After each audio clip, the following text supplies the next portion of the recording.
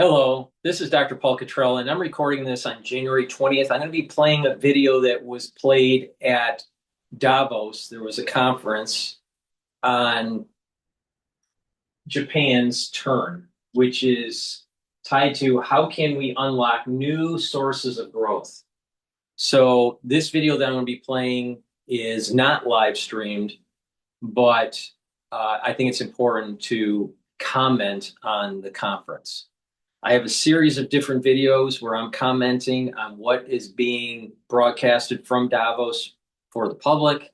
There are sessions that do take place at Davos that we don't have access to, unfortunately, but at least I'll give you my opinion. As I'm recording this, the markets in New York have not opened up yet, but there's been big moves in natural gas, big moves in treasury market. And right now, the futures market for the S&P 500 is down. VIX is up, so there's more volatility. It's tied to the tariffs that Trump started talking about over the weekend. With that said, please go to my store, the-studio-reykjavik.com, and help support the work that I do by donating. You can donate through Stripe, PayPal, or buy me a coffee. You can follow my work on many different channels and ways: TikTok, Substack, Patreon, YouTube, Brighteon, Bitchute, and Rumble. Many ways to help support my work. Share the links and ask your social media to follow me and get the products that I offer. If you take these products on a regular basis, you're going to slow down the aging process and boost up your immune system. And some of these products that are really important to get are the dual purpose deodorants. You can get it in peppermint, lavender, and tea tree, and in citrus. This will help to detoxify your body, and you use it as a daily deodorant. It's made from essential oils from the Himalayas, very high quality, no aluminum, no baking soda. Essential oils from the Himalayas. So please go to my store, get the deodorants for males and for females. I also have structural nano silver drops. If you have a throat irritation, this will mitigate it right away. This will also help to neutralize and help the health of your oral cavity. Now, you can get it in cherry flavor, blueberry, and also in honey and lemon. Very high quality. Please go to my store, the moment you have that throat irritation, take it right away. If you're around someone that's not feeling well, you should take it prophylactically. This will also help not just for the winter season, but the allergy season. Clarity Factor. Clarity Factor is a great supplement. It's a very powerful neurostat to get rid of brain fog and to allow you to concentrate. You take this regularly and drink filtered water with it. You're going to, over time, build those neural networks so you're thinking faster and have better memory. It's really important to take every day. Detoxifying your body is super important. Get the zeolite. Zeolite will bind to heavy metals, toxins, and chemicals. You take 3 small drops, drink filtered water. The zeolite will bind to the toxins, chemicals, and heavy metals and allow you to urinate them out within 6 to 8 hours. And by doing this regularly, you can take this every day. By detoxifying your body, you're improving your immune system and your endocrine system. If you have joint issues, joint pain, you're getting older, take collagen. This is a new product on my store. You take 2 big droppers underneath your tongue and drink filtered water. And what this will do is help to remodel the joint, reduce pain, and also reduce the erosion of the joint. So please go to my store and get the collagen. It's very effective and powerful to help with joint health. So please go to my store and get the collagen. You can stack it with the collagen. Now, C60, 1,000 times stronger than vitamin C as an antioxidant. It's a very potent antioxidant. You can get it in extra virgin olive oil, MCT coconut oil, and avocado oil. Take a teaspoon a day every day preferably on an empty stomach in the morning, but take a teaspoon a day. And what this will do is soak up free radicals, improve the health of your cells, bring down inflammation, and your mitochondria will be improved and you'll have more energy. You'll feel the effects of this when you start taking this within 2 months. You'll have more energy, more vitality. Your immune system, your endocrine system will start to perform better. Your vascular system will be better because you're soaking up those free radicals and bringing down inflammation. And when you do that, you're reducing plaque formation. Even your neurons will perform better because you're reducing inflammation and you're soaking up free radicals. The health of the mitochondria in the neuron will be better. The myelin sheath will be healthier. So you'll improve your neuroplasticity. You'll have more dendritic connections. You'll be thinking faster and have better memory. Super important to take. You take this every day, you will slow down the aging process. This also helps with the basal layer. It stacks really well with the resveratrol. And when you help with your basal layer for your skin, you're improving your skin. You will look younger within 1 year of taking this if you take this every day. All right. With that, let's go to the Japan's Turn is the name of this conference. Or session, I should say.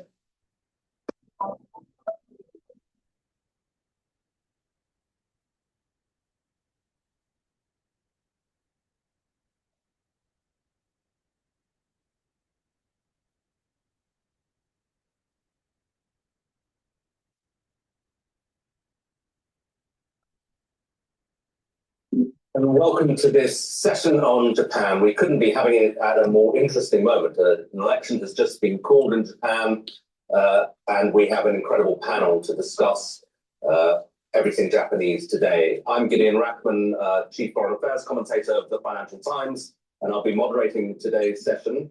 We're absolutely delighted to have with us the Minister of Finance of Japan, Minister Katayama, who is here, I think, in Europe probably for less than 48 hours. So we're really privileged to have you here to explain what the Takaichi government is doing. Also, a really stellar panel. The Honourable Kevin Rudd to my right, former Prime Minister of Australia, current US Ambassador to the US for Australia, and also an author of books on US-Chinese relations, on Xi Jinping thought, and many other things. Then opposite me, Mr. Morita, the chairman of NEC, one of Japan and indeed the world's leading technology companies. And to my left, a longtime friend of Japan, leading businessman, Mazandra Weiser, who is vice chairman of Hikma Pharmaceuticals. Minister, let's start with you. As I say, election just called. Everyone is very intrigued to understand what the Takaichi government, which has only been in power relatively recently, but is really doing a new start for Japan, what it represents in economic terms. So you have an international audience here to explain it to. If you had to summarize it, what is it? Yeah. Thank you very much, Rashma. Good morning, everybody. My name is Sachin Katayama, Japan's finance minister. This is the most dramatic moment to talk about Japan.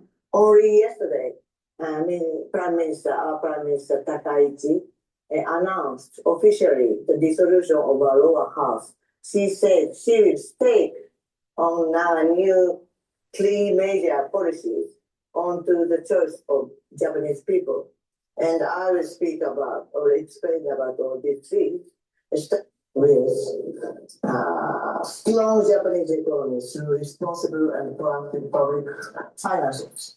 And now in Japan, optimism toward these changes is growing. In a recent survey of young adults, confidence in politics jumped from about 20% to over 56%, historically high figure. And almost 50% viewed Japan's future as bright. It's also quite new. We're different from your country. Exciting political change and expectations for the new administration. And Japan's nominal GDP has surpassed $4 trillion US. Capital investment is at record high, and wages have risen over 5% for 2 consecutive years, and the Nikkei average is now about 5 times its 2012 level. And these results show Japan is shifting from a deflationary cost-cutting economy to a dynamic growth-oriented one, driven by bold investment and productivity gains. Today, I'd like to outline the 3 key pillars of our growth strategy to turn this momentum into sustainable progress. And the first pillar is strategic investment in priority areas. In a country facing future population sharply decline, achieving a strong Japanese economy requires strategic fiscal action. And based on responsible and proactive public finances, by strengthening Japan's supply structure and raising growth, we aim to lift incomes, restore consumer confidence also, and create a virtuous cycle of improving corporate profitability. We are advancing bold strategic investments that enhance growth and resilience against potential crises to strengthen Japan's supply capacity. More completely, we will provide proactive public-private investment to address risks such as economic, food, energy, and resource security. Through delivering products, services, and infrastructure that helps solve the global challenges, we will drive Japan's further economic growth. For example, we are strengthening the semiconductor supply chain through initiatives such as the Rapidus project, which would enable domestic production of cutting-edge 2-nanometer chips. And we are also advancing physical AI, which will enable autonomous robotic assistance and unmanned plant operation by aggregating and training high-quality data. And we aim to achieve more than $330 billion of public and private sector investments in the AI and semiconductor sectors by improving predictability for the private sector through over $66 billion of public support. These key measures for building a strong Japanese economy are also reflected in the 2026 tax reform too. Specifically, we will introduce tax incentive measures for promoting domestic investment in high value-added assets. In addition, we will establish a new category under the R&D tax system designed to incentivize corporate R&D in national strategic technology domains such as AI and quantum and biotechnology. Shall I stop there? Yeah, okay. Thank you very much for setting that out. And you're obviously explaining a lot of things that you intend to inject new dynamism, new hope into the Japanese economy.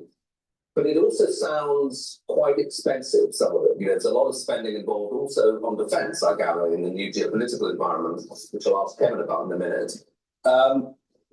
Some bond investors seem to be a bit nervous. I was just talking to some Japanese finance people. They said that the bond yield in Tokyo is going up. What do you have to say to people who are worried, particularly in the bond market, about the implications for Japan's debt? Yes. Since last October, since I answered my post, I have been continuously talking with financial sector, pension, insurance, and all the institutional investors that we keep on going with sustainability of our public finances. And in the formulation of the last 2 economic package, we could have kept our dependency ratio upon GDP lower than the previous one. That is incredible, but that was feasible because tax revenue increased. And our dependency ratio upon debt is as low as 24%. It's 10% lower than it used to be. And this year's public expense ratio onto our nominal GDP is by far the lowest among G7 countries. So That's the result. So we are trying to keep the sustainability you along with we are increasing spending. and you're confident that growth will make up for will generate enough revenue to make all this possible? Yes. We firmly believe we should sharply move from the extensive cost cut economy toward vital boosting investment economy. Yep. And She's right. Bring about more tax revenue and more consumption, and that will have a major cycle of economy. Okay. Final question for you before I turn to the rest of the panel. As you look at the Japanese economy in this new geopolitical situation and also massive technological change, AI and so on, what do you see as the sectors where Japan can really excel? Yeah, we have already designated 17 fields, including AI, AI-related robotics, physical AI, semiconductor, fusion, quantum, and maritime, and defense, and what else? All major fields of which we can say that will be also good to not only to Japanese economy but also Japanese national security or future resilience. So that's why we support these investment, not only growth strategy but also crisis management. Okay. Well, you mentioned national security, and Kevin, this is an issue you've followed across the Indo-Pacific. And one of the striking things about the Takeuchi government was that almost as soon as she came in, she found herself embroiled in a row with China over a statement the Chinese objected to on Taiwan. The Chinese, in fairly typical fashion, ratcheting up pressure on Tokyo. Watching all this, how do you see Japan's, well, how do you interpret those incidents, but also the broader context of Japan's geopolitical situation? Thanks. I'm ambassador in Washington, but I'm here in a private capacity. I've been in a meeting with him, actually. He's an interesting fellow. These are my remarks. Firstly, Australia, and I think the rest of the Indo-Pacific, is very bullish about Japan. And listening carefully to what Minister Satsuki just said about the economic program of the Takeuchi administration, the Takeuchi government, we draw great encouragement from that.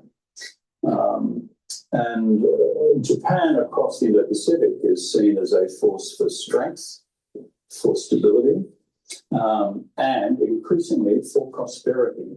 Remember the enormous source that Japan still represents in terms of foreign direct investment right across the Indo-Pacific region.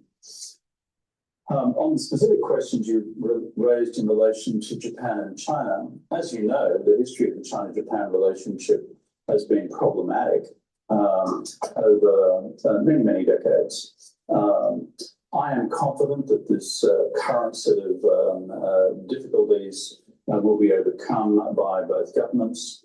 The bottom line is, for countries like India, like Australia, we are strong Quad partners of Japan.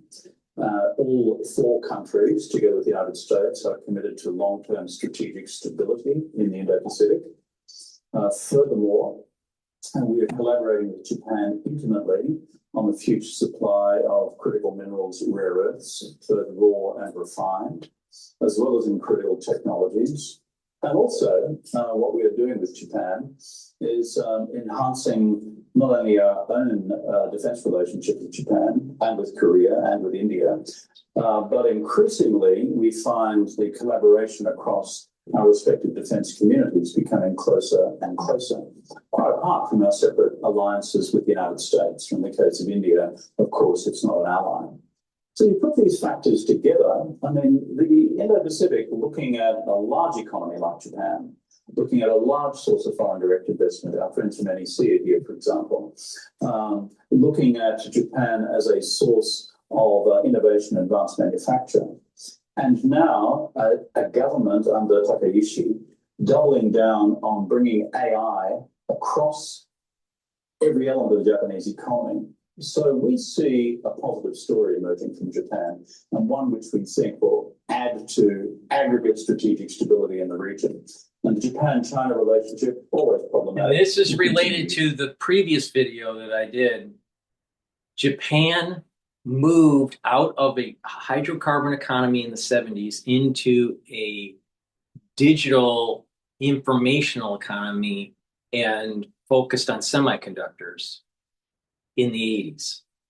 And they're going to try to reboot their economy very similar to when they went out of the 70s into the 80s, where they're getting out of the doldrums of the crash of early 90s. They have had zero-bound central bank policy and a recession, what is called balance sheet recession. They're trying to get out of that and move into this AI economy. So they're trying to find that magic sauce that they did in the 1980s. The problem is that there are going to be a lot of people doing this. A lot of countries are doing this too. So there's a lot more competition than, let's say, when Japan moved from a hydrocarbon economy to an informational economy in the 80s. But it has a high probability of working for Japan. Okay, Mr. Morita, I mean, you lead one of Japan's most important companies in, the technological area that's changing so fast.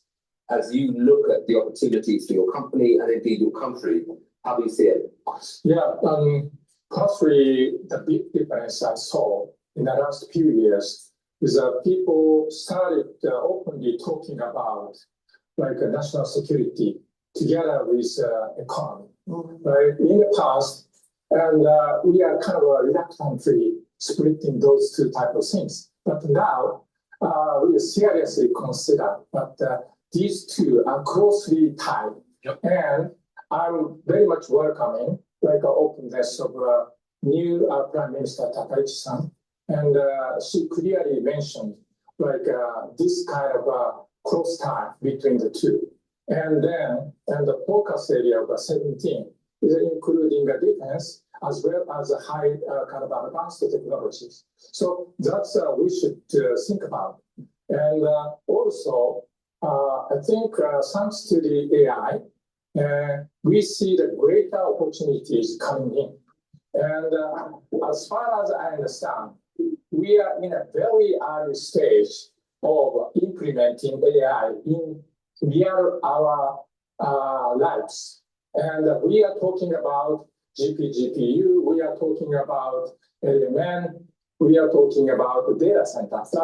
That's going to be very, very infrastructures in a sense. In order to make use of those kind of new innovation, we have to change the society. We have to change the education. We have to change the people. We have to change the way of doing everything, right? So in that case, and I think we really needed to use the data which is not on the internet, and it's a real world data, and intuitive data, and also some kind of proprietary data. And those things will be realized by a very job-specific language model. That is a small language model, which is kind of well-trained for very specific purpose. And also the agents, and many agents. So together with those things and implementing into real environment by using real world data, that's going to be happening in a real application. And I think that areas is Japan is very much good at. And also the biggest issue we are facing is a kind of social resistance. But look at Japan. Population is declining. Right? We are suffering from the shortage of workforce. So who blame it, right? And everybody happy to get robotics and AI into real world. So you're saying that the kind of the concerns that others have about, well, is AI going to take a lot of jobs? Yeah. In Japan, it's rather different because you have a shrinking labor force anyway. Right. Right. Yeah. Okay. Just one other question. I mean, certainly reading the business press, the whole question of the development of AI is often portrayed as a US-China battle. Those are the two countries that are leading a race, if you like, and the rest of us are kind of nowhere. But Japan is a very advanced technological power. Do you see a role for Japan at the cutting edge of all this stuff? Yes, I think that's why the Japanese government is kind of heavily investing in that field. I think we have to admit today, right, and public-private collaboration must be happening in order to cope with global competitiveness, especially in the area of infrastructure, digital infrastructure, how to protect the country, how to build up those kind of infrastructure, water, electricity, right? And those are kind of key elements for industry, but that have to be affordable price, right? So I think that is a kind of responsibility of nations, and I think that's I'm expecting Japanese government take a lead. Okay, well, I'll ask about that in a second. But Marwan, I mean, you're a long-time friend of Japan, a long-time visitor to Japan, known the company for 40 years and doing business there. How do you see its current situation? Well, I'm quite intrigued by the positive news I heard from the minister and to Marita about the technology and advancement in Japan. But once it comes to reality, my experience in Japan, I'm talking about as an outsider from Japan. Japan is a first-class country. They have first-class platform of intelligence, first-class technology. Everything is at the top. But at the same time, it's a closed society whereby it's difficult for outsiders to do business in Japan. So this even for one like you who's been going there a long time. Yeah, it's difficult. Yeah, it takes time to unpeel the layers in Japan, as they say. Number one. Number two, I feel that Japan was on the quantum leap in the 80s and the 90s in terms of R&D and in terms of technology, especially in pharma and other aspects. But during the last couple of years, I have witnessed a shrinking in the expenditure of R&D, and the minister just said that. So all of these things have led to a vacuum of certain, especially in my field, in the healthcare, whereby we saw the neighbors of Japan over meeting Japan in terms of technology, in terms of targeted therapies, and in terms of new advancements. Now we have new Japanese companies that are going into this. I'm sitting on board one of them, Rakuten Medical, where we're using artificial intelligence for tumors. We're doing studies in Japan, but even on that level, and until today, the Japanese laws do not allow, for example, cross-cultural bioequivalence studies that are being conducted from overseas and Japan. So the Japanese government has to open more on the outside world in order to develop that process of engagement. So they have to open, let's say, as a closed society. I respect Japan as a closed society after historically. But for me to become competitive, especially with the declining population, now you're not seeing a new generation. Now the new generation, for example, the old generation doesn't talk English. The new generation is now quite well knowledgeable. You see a paradox in Japan. I'll just say this for humor. I was in Osaka during the expo. I was shocked. I went to Nara with my wife, wanted to go to the temple. You couldn't enter the temple because they don't take credit cards, for example. I mean, in the 21st century, who does that? And there are certain things I think that we need to adapt in order for Japan to be back where it was. Japan was always at the forefront of technology, the forefront of delivering new ideas. I would definitely like to see Japan being there. Now, from what I heard today, I hope with the government and with the new fiscal policies, we will be back on track as we go forward.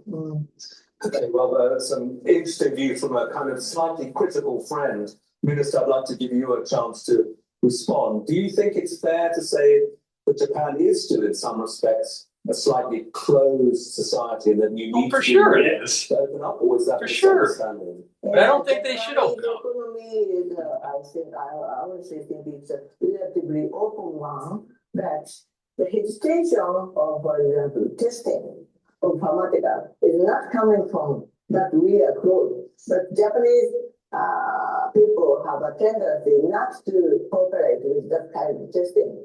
So we increased our R&D budget by a great deal last year, supplementary budget, and this year. That will try to put many research and development as possible, as many as possible into domestic field. But we let the field of your field legal exemption because we are in short of that.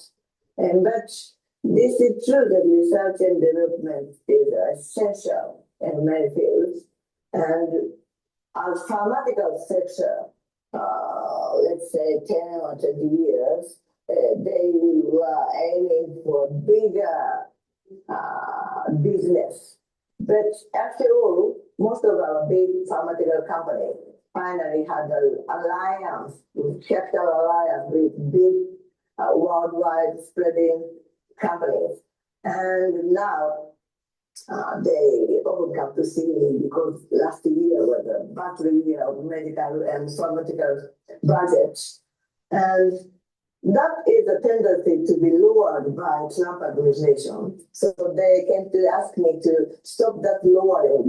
We cannot bear anymore. That kind of difficulty is always lying in the sector. It's particular because in Japan, it's universal health coverage, but in the United States, it's not. And U.S.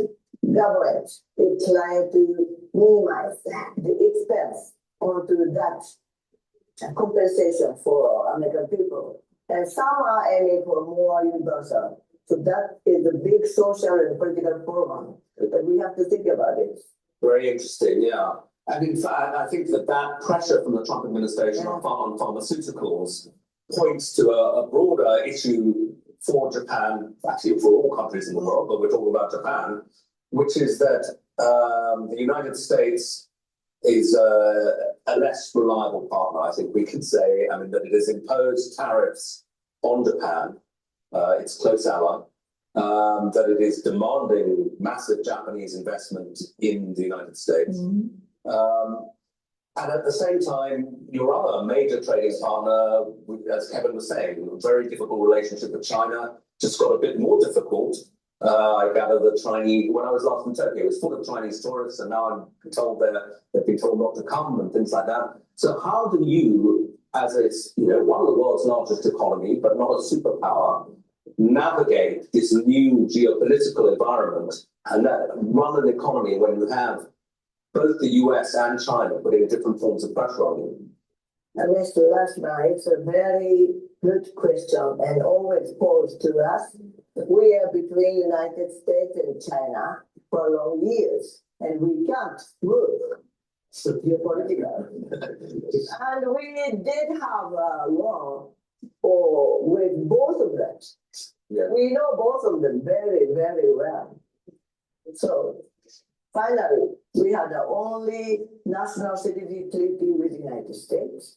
United States is the only ally in this field. And even last week, I was in Washington, D.C., and my friend Scott Bessett was organizing a G7 critical mineral meeting. It was very successful.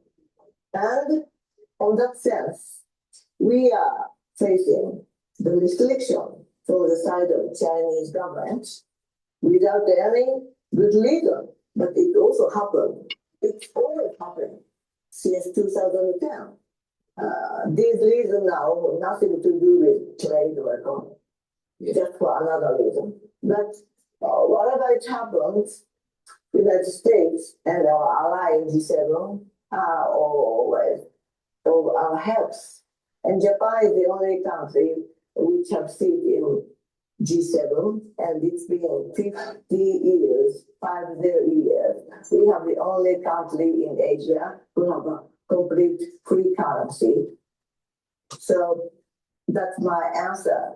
We, geopolitically, we are always trying to be in our best position. And now it's as it is. Kevin, putting your hat on as a geopolitical figure, it seems to me it's like a common dilemma for a lot of middle powers, Japan, but also Australia, also Canada. You see Mark Carney trying to sort of chart a new direction for his country. How does one navigate between an unpredictable United States, where you're based right now, and China? I think the first principle is in the Indo-Pacific. If you look carefully at the Trump administration's national security strategy, which I have, it's very clear where its priorities lie. It is also clear that the future of the Indo-Pacific is of fundamental national security significance and economic significance to this Trump administration.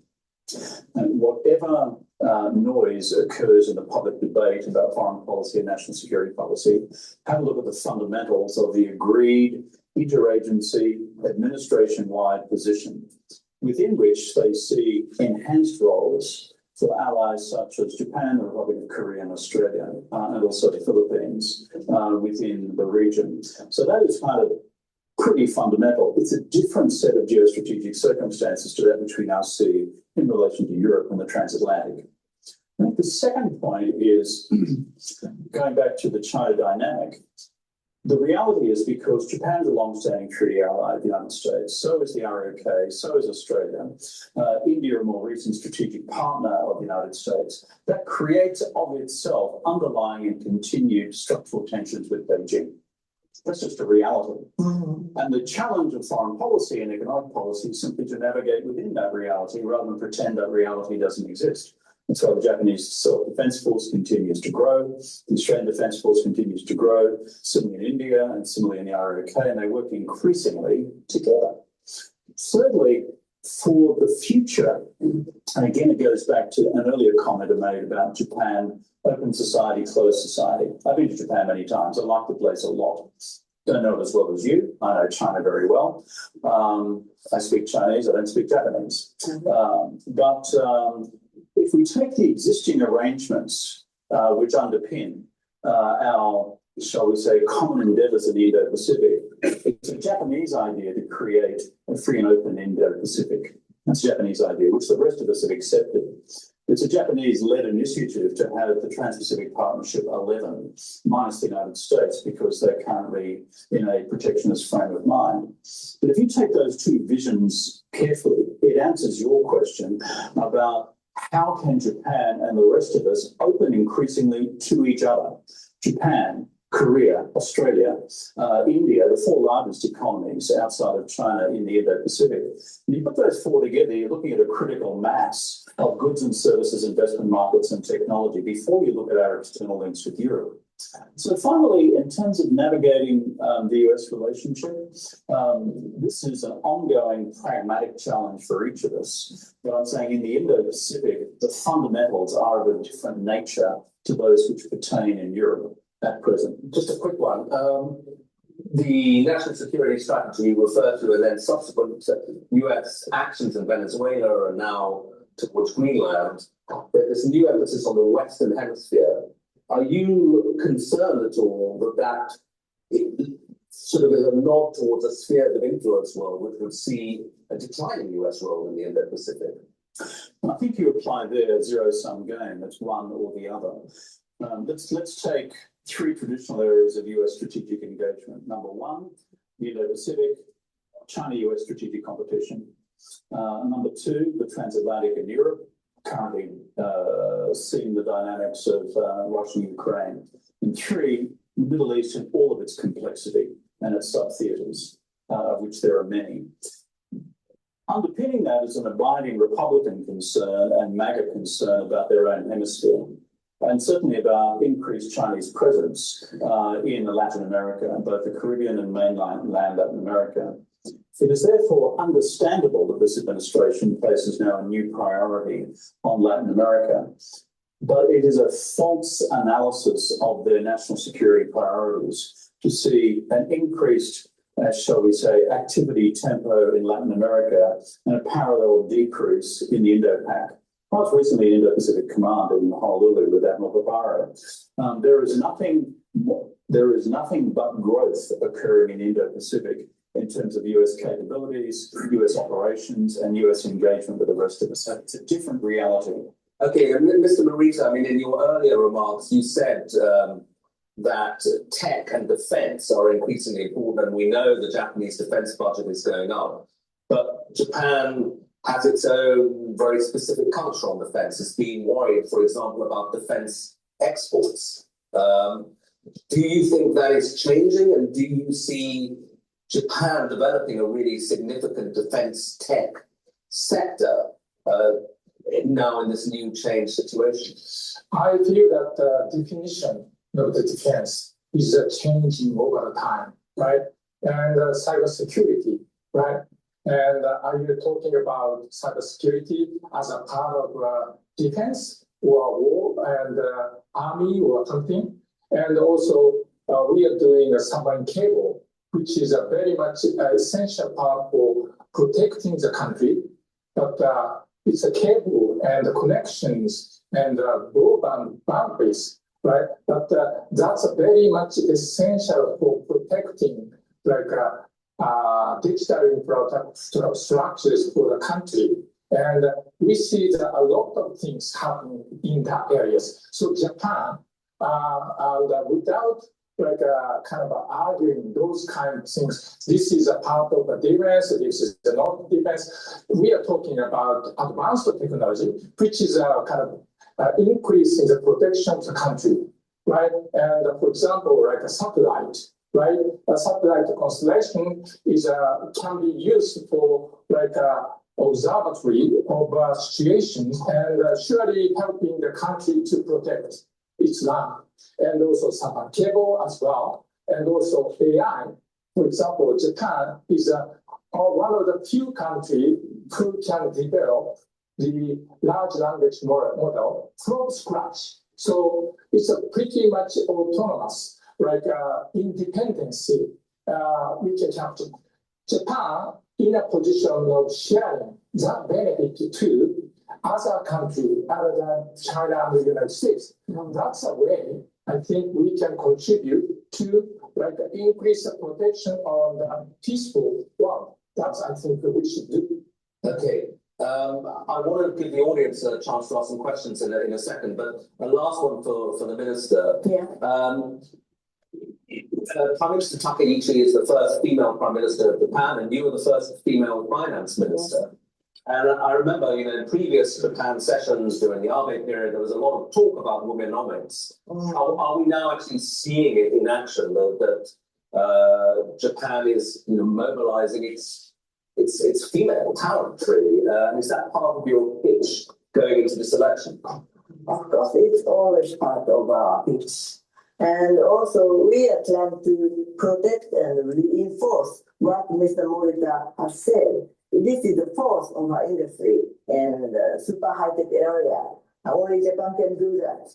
And also, a sort of financial technology which are coming. Maybe Japan could be a little bit advanced in the coming digitalization of finance and coming cryptocurrency utilization, because we are still on the level of testing, even in the United States. But Japan is the first country to introduce legislation onto that. I had a talk with Scott on this matter too, and maybe in the future, in a very near future, there will be a stable coin market exchange between dollar and yen, and maybe a little better with euro. And this kind of new proposition can be taught from Japanese side because Japan is Japan. So it's not only womenomics, but we would like to take advantage of what we are, like these two gentlemen mentioned kindly to us. Okay, excellent. Let me see. Is there any questions from the audience? Anybody like to ask a question to the panel? Yeah, I see a hand over there. Microphone for you. If you could identify who you are as well, that was always something. Hi, I'm Ian Lindsay, advisor to the Prime Minister of Bahrain and a former British diplomat in Tokyo. My question is to Satsuki Daiji. The debate on immigration in Japan. This has been ongoing for quite a while. Japan's rate of immigration is very low compared to the OECD. Foreign residents only represent 3% of Japan's population. The OECD average is 15%. Clearly, we've already had references to Japan's aging population, and that's one of the reasons why foreign workers have been brought in. But that has caused something of a backlash. The governors of all the prefectures have just issued a statement talking for a rational debate on immigration. Minister, how can we see this going forward? Does Japan need more foreign workers? And if not, why not? Thank you very much. Robots, AI, This is a hotly discussed matter. Maybe in having the election, that will be one of the matter between us and opposition. But we all say, our LDP party say that we are in a position to welcome those who are good to us in any sense. Good friends coming in, and those who did something wrong or illegal should left. But we couldn't reinforce the latter in real stages. That's why we have a certain voluminous population illegally came into Japan and staying. And that will increase the Japanese feeling of uncertainty in that particular area. That really happened. So we changed the mode of our driver license, a mode of a new coming in businessman visa. It was very, very cheap compared to your country, related to the international level. That's what we are doing. And that is true that Japanese culture is a very, very special one. And I was in France for 2 years. And I remember the day I thought of the Mitterrand administration. They tried to assimilate all people coming from their ex-colonies. Ex-colonies mean they speak French perfectly. But even that, there was a strong negative feeling among Parisian or French people of different culture. So we also feel different culture because the ratio of foreigner attained 3%. And in some area, it's very tension, so concentrated. The ratio is higher. And so we would like to ease this uncertainty, and we would like to welcome those good people and not bad. So It is very clear. just to summarize, do you expect overall numbers of immigrants to rise gradually or to come down a bit now? We are not very sure of the percentage, but we are not imagining that situation where our society. She wants to get the Muslims out of the country. That is very different. Sure. Yeah, gentlemen, yeah. So Hi, Ep20 from McKinsey. Question to Kevin. Japan has some strengths in the semiconductor value chain, contains 50% market share of some of the critical materials, such as photoresists, silicon wafer, and all that. The question is, how could Japan use these supply chain value chain strengths with some of the strategic allies, as well as also some of the competitors that it has? I think there are two core dimensions to supply chain vulnerability as they impact Japan and frankly the rest of us across the Indo-Pacific and the world. One is where we now find ourselves in terms of semiconductors and their inputs, and then secondly, more broadly, in terms of critical minerals and rare earths. On the first, it's no mystery that in terms of semiconductors, we look to TSMC, we look to Samsung, and we look to Intel, and with some Dutch lithography on the way through. So the reality is these overall semiconductor supply chains need to be broadened. There's no better country to participate in the broadening of that than Japan, because as you know, compute coming out of semiconductors determines and shapes AI, the entire AI stack. And those of us who succeed and welcome and adapt and adopt to the AI universe will prevail. And those of us who don't will not. On the second part of the equation, which is critical minerals and rare earths, we have observed carefully what's happened in Japan historically and more recently in the United States in terms of vulnerabilities. So we have acted. Australia equals the periodic table. Okay, that is, it's not because we are necessarily particularly clever. It's just that that's our real estate. But we are very clever at mining, extracting, and refining this stuff. And so what we've just agreed and negotiated with the United States in the last several months, the Trump administration through Prime Minister Albanese, and I've been intimately engaged in the negotiation of it as a critical minerals and rare earths accord. It is real. It is substantive. It is project specific, mine specific, processing facility specific. And if you look at the trajectory of where we'll now go on raw and refined rare earths over the next 3 years, it will radically change America's current vulnerabilities. The opportunity for Japan and Korea and other partners, which we are already working on with both Seoul and Tokyo, and frankly with the Europeans, is to ensure that we add on through the G7 mechanism, which Minister Satsuki attended just last week in DC. I was there as well with our finance minister, is to broaden this out to the G7 plus. That removes this as a vulnerability in terms of supply chain interdiction. And that necessitates industrial policy intervention. And for those of you who purchase and need critical minerals and rare earths in the future, it will need a price adjustment. But there's an offsetting factor here. Security of supply means industrial policy intervention, means a higher price, but you have security of supply long term. Otherwise, the immediate so-called market price will always be low when it's manipulated by certain external actors. Okay, well, it's a sign of a great session that I've 100 follow-up questions I would like to ask, but we actually only have 20 seconds left. So I'm afraid we're going to have to call it. All right, that's the end of this session. I'm going to be doing another video on the session with Basent. Please go to my store, the-studio-reykjavik.com. Help support the work that I do by donating. You can donate through Stripe, PayPal, or buy me a coffee. Share the links. Ask your social media to follow me. Make sure that you go into the description of this video and click subscribe. Help support the work that I do. And go to my store, the-studio-reykjavik.com, and get the great supplements that I offer. I have a structural nanosilver gel called Renew. What this will do is just help the health of your skin. You apply it on your skin daily. It'll help to clear your skin and improve the health of your skin, the topical part of your skin. You can stack this with the collagen and the C60 to improve your skin health. In addition, if you're not feeling well or someone around you is not feeling well, put it on your hands, around your mouth, around your eyes, around your ears, lightly coat your nostrils. This will stay active for 5.5 hours and neutralize. Really powerful stuff. So please go to my store, the-studio-reykjavik.com, and be prepared for the winter season and things that go around during the whole year.